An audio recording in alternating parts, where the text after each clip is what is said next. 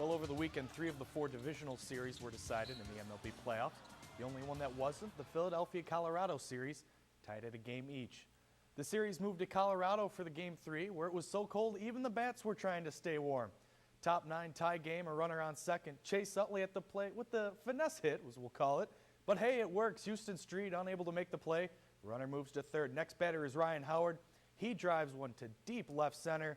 It's not deep enough to get out of the park, but it does allow the runner to tag from third. That would be the go-ahead run in this one as the Phils take the crucial Game 3, winning 6-5.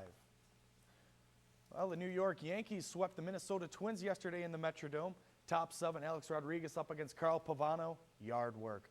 A solo shot for A-Rod, who's finally producing for the Yankees in the postseason. Score tied at 1. Couple of batters later, it's Jorge Posada up at the dish, and he gets a hold of one. An opposite field shot, putting the Yankees up.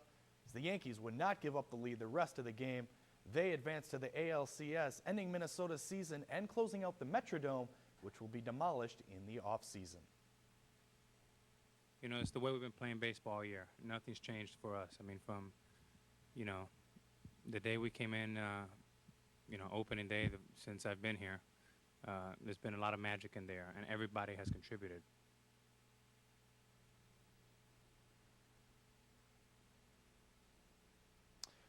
So who will face the Yankees? Well, how about the Angels from LA, who swept Boston Red Sox yesterday in dramatic fashion. Here with the 9th with the bags packed, Vlad Guerrero hits the single to center, scoring 2 runs and giving the Angels the lead. Last chance for the Red Sox, 08 MVP Dustin Pedroia up, but he flies out to short. The Angels, after losing their last 3 playoff series against Boston, gets revenge sweeping the Sox. They move on to play New York for a trip to the World Series. Personally, I feel good for our guys because this series was important for them. Not only to beat Boston, but beat a club of their caliber. And I think the way we did it in the sweep and certainly in Game 3 on the road with 2 outs in the 9th has to give us a lot of momentum. Well, like we said before the break, it was not a good postseason for the Cardinals. In case you missed it Saturday, Matt Holliday and the rest of the Redbirds were swept by the LA Dodgers, ending St. Louis's season. The main reason was that man, Manny Ramirez. The Dodger slugger went 3 for 5 Saturday with 2 RBIs, including the game's first score here. Then in the 7th, right there, it's Manny Ramirez up again, and this is just Manny being Manny, as they say. His second RBI of the game, that would be the nail in the Cardinal coffin as the Dodgers get their second straight NLDS win. They move on to the NLCS for the second year in a row. Well, we move over to the college gridiron now, where SIU running back Deji Kareem continues to impress the Maroon faithful. Announced earlier today, Deji was named the Missouri Valley Conference Player of the Week. No real surprise here after Deji racked up 273 yards on the ground and 3 touchdowns. Kareem is now the nation's leader in rushing yards per game at 166. Wow. His 9 touchdowns are also tied for the nation's lead in rushing touchdowns. Coach Lennon, your thoughts on your thoroughbred in the backfield? That's just one of those weapons that when you have a player like that offensively, it makes you very difficult to defend.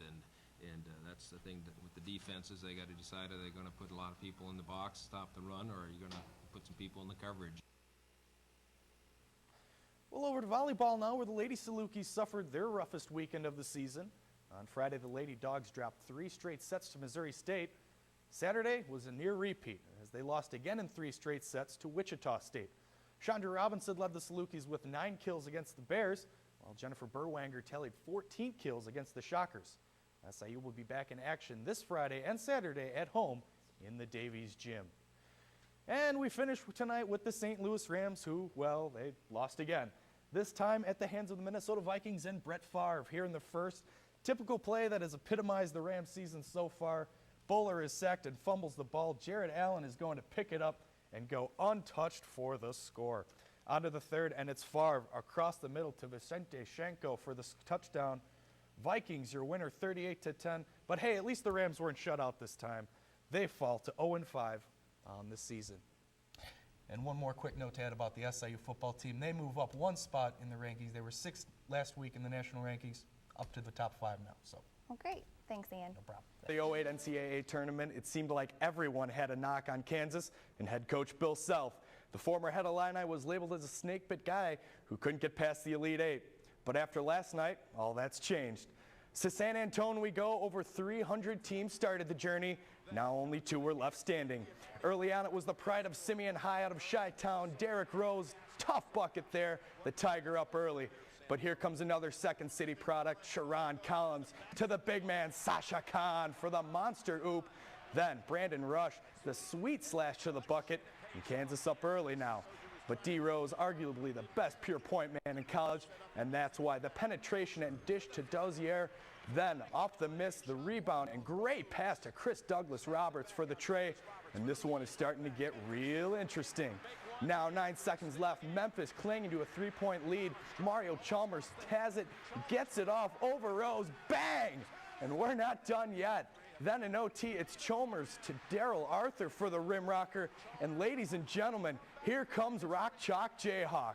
A classic final, and Bill Self has a monkey off his back as KU is kings of basketball, winning it in OT 75-68.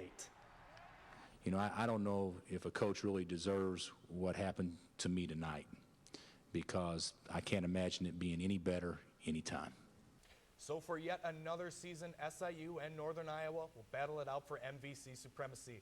The home team has won the last 12 meetings between the two schools, including last year's matchup in Carbondale when Kyle Doherty hit that game-winning 40-yard field goal as time expired. SIU will take basically the same squad from last year up to the Unidome. As for the Northern Iowa, well, the graduation hit their offense hard last year. But Northern Iowa didn't rebuild, they just reloaded. The second-ranked Panthers are 5-1 on the season and pummeling their opponents, outscoring the opposition by almost 30 points a game. Salukis haven't beat the Panthers in Cedar Falls since 1983. This game is, you know, it's been in the back of our minds all year, but you know, we've been taking each game by game, and you know, it's finally here, and you know, the guys are excited. You know, we're practicing hard, and everyone's preparing hard, and we're just going to prepare, you know, as hard as we can to give ourselves the best chance to win. Well, it's homecoming for the second-ranked Panthers, who are looking for their 6th straight win. Their only loss this year was in a Week 1 against FBS opponent Iowa in a thriller. The 5th-ranked Salukis have won 9 straight Missouri Valley games, but are 6-13 overall against top 5 teams. Kickoff is set for 4:05.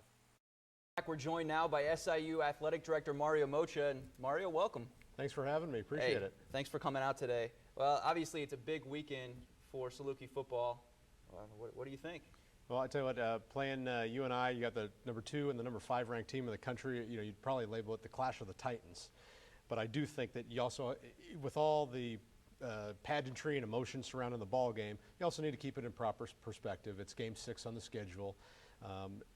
Obviously, whoever wins this game will have the upper hand in the race for the conference championship, but it won't be decided after the game. So it's kind of a mix of, hey, it's a really huge game, but at the same time, hey, let's all keep it in perspective and let's be professional and know that there's still a long road to hoe after this one. Now, one of the keys for SIU in this game is obviously going to be Deji Kareem, who's had a huge year. I know, somebody who's, you know, been in the sidelines, not on the field. What do you think of Deji's performance so far this year? You know, pretty phenomenal. Everybody had said, hey, Deji was a great runner, but he had the injury, so there's always that uncertainty. And, you know, he breaks some long runs, but to have, you know, back-to-back runs from scrimmage, 90-plus yards, is virtually unheard of. You know, we've got our media relations guys scanning the books to see who else has done that. You know, he broke a record that's was held since 1976, and then that next weekend he goes a yard further. So he has had a pretty phenomenal, you know, first few ball games, and the sky's the limit, especially for a place that has had great tailbacks in the past, whether it's John Randall or Brandon Jacobs or Archie Whitlock or Tommy Koutsos or Muhammad Abdul Qadir. You keep naming them. And Deji, it looks like he's going to put his name right beside all those greats.